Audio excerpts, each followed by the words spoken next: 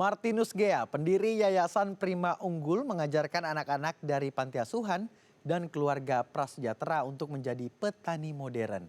Selain mengajarkan anak-anak cara berwirausaha, hal ini juga dilakukan untuk membangun program kemandirian pangan.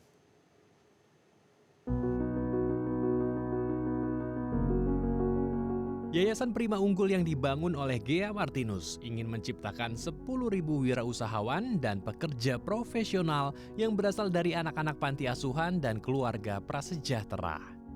Untuk mendukung mereka meraih impiannya, yayasan ini memberikan pendidikan berbasis wirausaha seperti menjadi petani modern dengan menerapkan metode bercocok tanam secara hidroponik. Tak hanya itu, anak-anak dari panti asuhan juga diajarkan bertani organik dengan menggunakan pupuk kandang yang ramah lingkungan. Selain mencetak wirausaha muda lewat kegiatan bercocok tanam, anak-anak dari panti asuhan yang berasal dari berbagai wilayah di Indonesia ini seperti Jawa Tengah, Sumatera Utara, Kalimantan, Nusa Tenggara Timur hingga Papua ini juga dapat belajar menghargai proses kehidupan. Mulai dari menanam, memupuk, merawat, hingga memanen. Dengan mencetak petani muda, diharapkan mampu menjadi program kemandirian pangan yang berkesinambungan, sekaligus meningkatkan pendapatan di berbagai wilayah di Indonesia. Ya, untuk mengetahui seperti apa program ini, kita telah terhubung langsung dengan Martinus Gea, pendiri Yayasan Prima Unggul. Selamat siang, Pak Martin. Selamat siang, Pak. Sehat, Pak Martin? Amin, sangat sehat. Alhamdulillah. Bapak, ini kan Yayasan Prima Unggul mengajarkan anak-anak untuk memiliki keahlian untuk berwirausaha. Bisa diceritakan nggak awalnya gimana sih? Ya, singkatnya Pak, saya dari pedalaman, saya dari keluarga sederhana, dan karena kesederhanaan itu saya selama 10 tahun tinggal di panti asuhan. Selama di panti asuhan ini ya kami diberikan fasilitas, diberikan pendidikan juga sampai lulus SMA. Tetapi setelah lulus SMA saya merantau di Jakarta dan ternyata bahwa dengan modal ijazah SMA, terus karena kurang keterampilan, ternyata saya hampir nyaris jadi anak jalanan di Jakarta.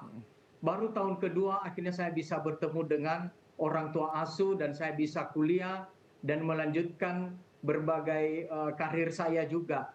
Dan akhirnya 11 tahun yang lalu saya memutuskan untuk mendirikan YPU. Satu misi adalah memandirikan anak-anak panti asuhan, memandirikan anak-anak dari keluarga sederhana, sehingga setelah lulus SMA, mereka bukan hanya dapat ijazah, tapi mereka dapat keterampilan. Itu latar belakangnya, Pak. Baik, artinya berasal dari pengalaman pribadi, empati. Betul. Begitu, hingga tidak mau lagi melihat ada anak Indonesia yang tidak memiliki keterampilan sehingga masa depannya jadi susah begitu, Pak Martin ya? Betul sekali, Pak. Pak Martin, ini wirausahanya diajarkan apa saja, Pak Martin? Nah, saya memilih jalur pendidikan non formal sehingga kami banyak waktu untuk bisa berpraktek. Dari awal berdiri YPU, karena anak-anak ini berasal dari berbagai daerah, maka mereka kita ada unit usaha yaitu seni musik tradisional. Hampir seluruh budaya dari berbagai daerah di Indonesia. Yang kedua adalah kita juga membuka sarana catering, yaitu kuliner, sehingga anak-anak juga yang punya bakat di situ bisa berkembang. Dan yang ketiga ini adalah mengenai pertanian, supaya anak-anak juga yang punya minat, yang sebagian besar anak-anak ini berasal dari keluarga petani, bisa mengembangkan diri secara maksimal. Sehingga ada 3 unit kegiatan yang kita kembangkan. Baik, Pak Martin, ini yang unik, pertanian. Memang sejauh mana Yayasan Prima Unggul ini sudah mendalami bidang pertanian? Bagaimana sih Pak awalnya, Pak? Bisa diceritakan? Ya, pada saat ulang tahun YPU yang ke-10, dengan unit usaha seni dan kuliner, dan rata-rata anak-anak dari berbagai daerah, ternyata ini cukup populer di daerah-daerah kota. Nah, refleksi kami di ulang tahun yang ke-10 tahun lalu adalah bagaimana caranya supaya anak-anak yang berasal dari daerah ini, mereka bisa kembali ke daerah Maka akhirnya kami mulai memikirkan, oh kalau demikian kita siapkan mereka untuk bidang pertanian. Supaya apa? Ketika mereka kembali ke daerah, biasanya kan lahan ada di sana dan orang tua juga udah biasa dengan pertanian organik, tetapi mereka kembali dengan ilmu, pengetahuan, dan cara-cara yang baru. Sehingga anak-anak alumni YPU lebih bersemangat untuk kembali ke daerah. Itulah latar belakangnya sebenarnya.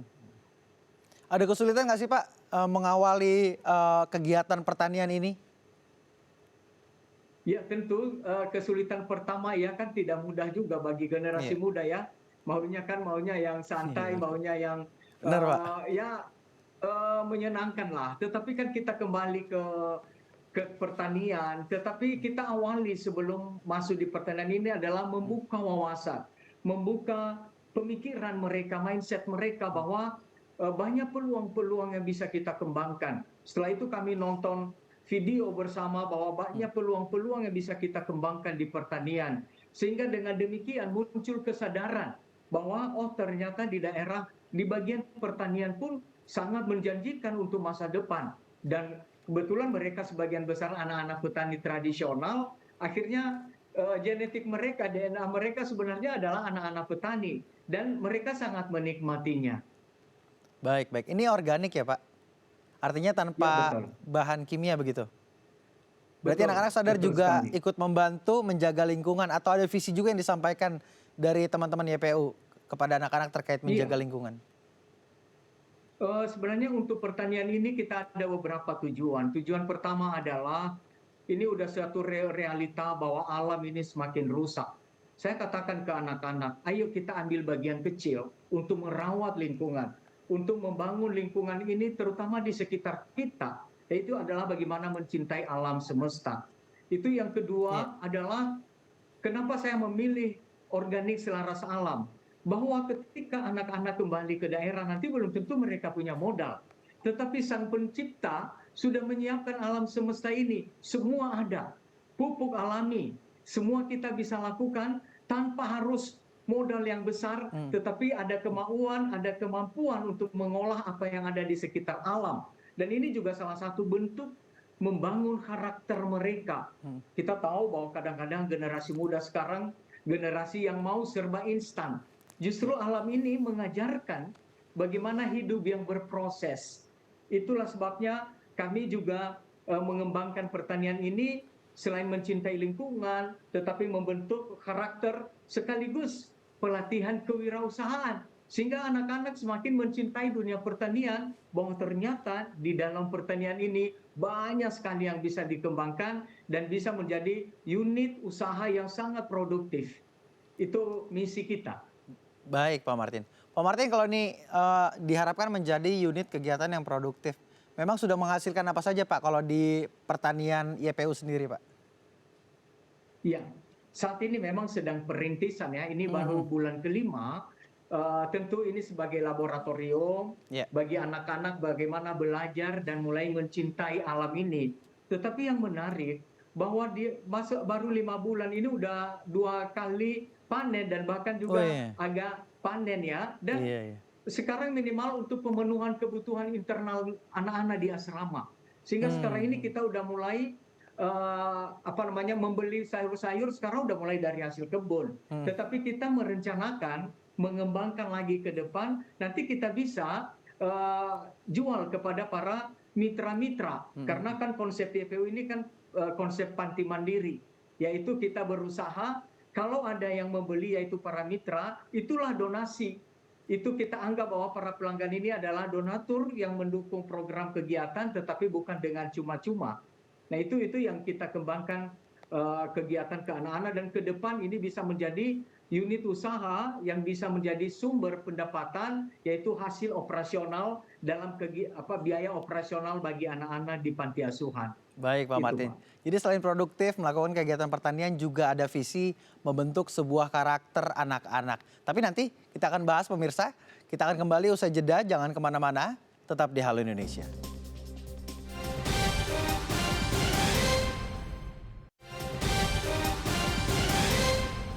Terima kasih pemirsa masih bersama kami di Halo Indonesia. Kita akan melanjutkan diskusi bersama Bapak Martinus Gea selaku pendiri Yayasan Prima Unggul. Pak Martinus, ini bisa nggak sih diceritain awalnya bagaimana menghimpun anak-anak dari seluruh Indonesia ini menarik? Iya, saya 2005 ya, sampai 7 tahun lamanya saya pernah menjadi ketua forum komunikasi panti asuhan sekitar 200 panti asuhan di Indonesia saat itu, dan saya banyak berkeliling di berbagai daerah. Sehingga saya banyak mengenal pimpinan-pimpinan panti dan saya sampaikan kepada mereka, anak-anak dari pedalaman yang aksesnya susah bahkan udah putus sekolah tapi punya keinginan untuk mengembangkan diri, maka boleh dikirim ke YPU. Dengan kata lain bahwa YPU ini adalah bagi mereka yang kurang terjangkau di pedalaman, yang sama seperti latar belakang saya dari anak pedalaman tetapi kan bisa mengembangkan diri di kota besar. Itu latar belakang anak-anak. Ya. Ada cerita unik nggak Pak saat proses menghimpun anak-anak ini yang dari latar belakang prasejahtera? Ya, pasti banyak ya, karena anak-anak ini kan dari berbagai daerah. Saya satu kesempatan, saya pas ke daerah di timur ya, saya membawa satu anak ya, masih kecil waktu itu, masih baru masuk SMP. Pertama kali naik pesawat, terus kan kaget sekali Iya.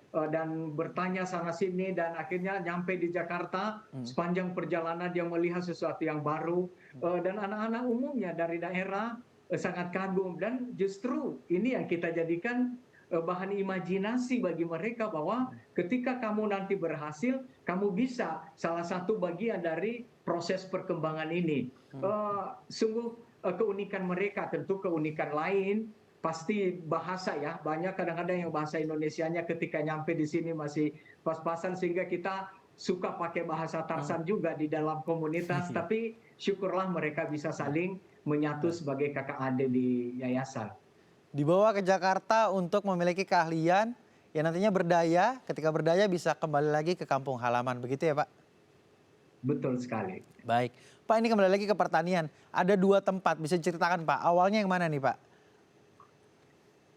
Sebenarnya kita mulai di Yayasan Prima Unggul di Jakarta ya, di Pulau Mas. Kan ada tanah kosong baik di lantai 1, lantai 2, dan di atas itu kan di lantai 3 itu kan hanya apa namanya itu di dak ya. Nah akhirnya pertama-tama kita awali dulu bagaimana memanfaatkan limbah ya, seperti botol-botol plastik. Setelah itu ada rak-rak yang kosong, kita manfaatkan itu semua, dan akhirnya kita melihat pertumbuhan dari tumbuh-tumbuhan yang ada berkembang, dan akhirnya ada teman yang mengajak, Pak, saya punya tanah, kalau bisa dimanfaatkan untuk pelatihan anak-anak, boleh. Nah akhirnya kita sepakati dan akhirnya kami ke Bogor. Nah sekitar 2.500 meter dikasih lahan di sana sebagai laboratorium bagi anak-anak untuk bisa belajar. Nah akhirnya di sanalah kita kembangkan lebih maksimal lagi, dan menggunakan organik, yaitu termasuk kotoran hewan, termasuk dedaunan yang membusuk di situ kita olah menjadi pupuk, dan setelah di tanaman-tanaman di sana adalah ya udah familiar kan orang-orang dengan berbagai pupuk yang kimia ya, tetapi kami melakukan sesuatu yang berbeda, bahwa dengan yang alami, yang organik ini justru jangka panjang nanti akan menyuburkan tanah ini. Pernah kami ketemu di situ susah menemukan cacing. Ini salah satu indikator bahwa kehidupan susah. Nah sekarang bagaimana kita memulihkan supaya tanah ini bisa jadi subur, dan di atasnya kita menanam berbagai tanaman-tanaman, berbagai sayuran, dan sungguh subur sekali. Karena apa? Selain tanahnya bagus, tetapi juga hati yang menanam. Saya selalu mengatakan berkomunikasilah dengan tanah, berkomunikasilah dengan tanaman yang kamu tanam, supaya juga memberikan hasil yang maksimal. Dan ini sungguh nyata. Inilah selaras dengan alam. Dengan luas lahan 2.500 hektar menggunakan pertanian organik, artinya merehabilitasi lagi lahan ya Pak? Ya betul sekali. Baik, ini Pak apa saja Pak yang ditanam Pak sama anak-anak asuhnya? sebenarnya karena ini berupa laboratorium, sehingga kita banyak menanam memang tumbuh-tumbuhan atau sayuran-sayuran yang biasa dikonsumsi. Ya, terus juga rempah-rempah seperti apa namanya, ada cabai atau ada jahe. Itu dulu yang pertama-tama, dan pada akhirnya anak-anak menanam berbagai jenis-jenis ini sampai suatu saat nanti mereka tahu mana yang lebih subur dan lebih memberikan hasil yang optimal, ya, sehingga boleh dikatakan apa yang dibutuhkan sehari-hari itu dulu yang kita duluankan di tanam di lahan itu, dan tentu ada beberapa pohon buah-buahan juga ditanam oleh anak-anak. Ini laboratorium pelatihan bagi anak-anak sekolah. Baik, Pak. Ini kalau ini memang ini laboratorium, artinya ini kan belajar pertanian organik tidak mudah, Pak. Ini ada yang ngajar nggak sih, Pak? Ada yang ngajarin nggak? Atau ada yang punya basic latar belakang sendiri terkait pertanian organik? Ya, modal pertama ya, ini anak-anak kita ini banyak anak-anak petani, itu yang pertama. Oh, Yang kedua, kita banyak nonton dari YouTube. Ya kan banyak sekali sekarang informasi-informasi itu kita nonton bareng. Terus yang ketiga, kami juga pernah mengikuti pelatihan selama 8 sesi yang diselenggarakan oleh sebuah perguruan tinggi bagaimana membangun pertanian organik. Dan yang berikutnya pernah juga hadir volunteer datang ke kebun melatih anak-anak bagaimana mencampur ya misalnya berbagai bahan-bahan organik ini dan bagaimana cara mengolahnya, dan terus bagaimana cara untuk memanfaatkan, termasuk kita membentuk yang disebut dengan gudang kompos ya. Ya, sehingga kita kumpulkan di situ ada berlapis-lapis. Nah, itu adalah proses belajar. Ini boleh dikatakan sungguh-sungguh ini sebagai permulaan bagi kita, bagi anak-anak, dan saya katakan kepada mereka, hidup adalah proses belajar. Mari kita belajar, dan ternyata anak-anak juga banyak menemukan situasi di lapangan, justru mereka banyak belajar juga. Bahwa di lapangan ini, contoh misalnya ketika ada tantangan-tantangan, misalnya banyak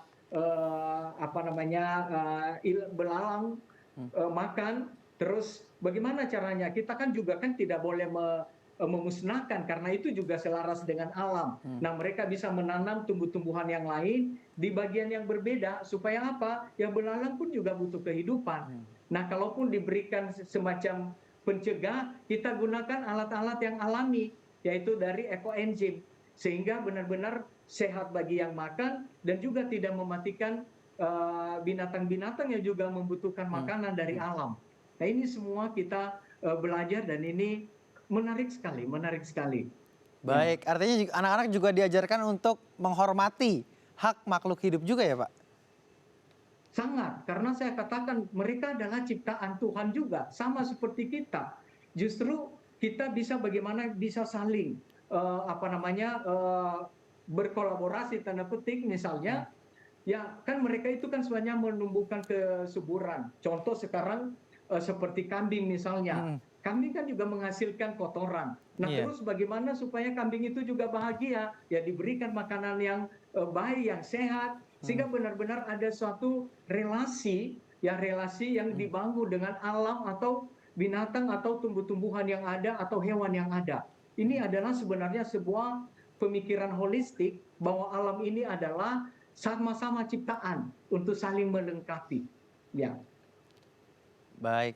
Pak, ini total sampai dengan saat ini berapa jumlah anak asuhnya, Pak, di Yayasan Prima Unggul?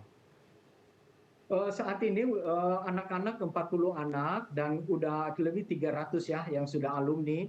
Tetapi dari 40 anak ini hampir semuanya pernah ke kebun. Kita ada semacam jadwal mereka rolling juga. Ada yang saat ini di Jakarta, setelah itu ada 1 minggu, ada yang 2 minggu di kebun, sehingga semua mengalami. Dan tentu pada akhirnya ketemu anak-anak yang memang punya passion di bidang pertanian.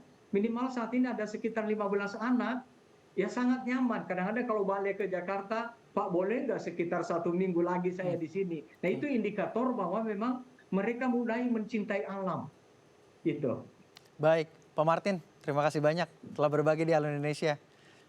Memiliki visi mengajarkan anak-anak untuk berdaya, serta menumbuhkan karakter anak-anak. Terima kasih Pak Martin, selamat beraktivitas. Sama-sama Pak Akbar, terima kasih. Baik. Baik pemirsa, usai jeda kita akan melihat kegiatan membatik warga Rusun Marunda. Jangan kemana-mana, tetap di Halo Indonesia.